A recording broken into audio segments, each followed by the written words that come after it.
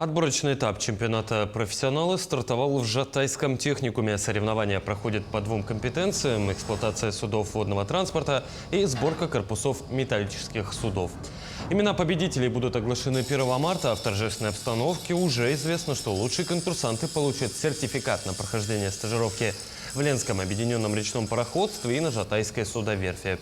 Кроме того, участие в чемпионате обеспечивает юным специалистам рабочие места не только на предприятиях Якутии, но и в других городах страны. Отмечу, что в прошлом году по компетенции судостроения наши ребята завоевали 3-е место в финале чемпионата в Санкт-Петербурге.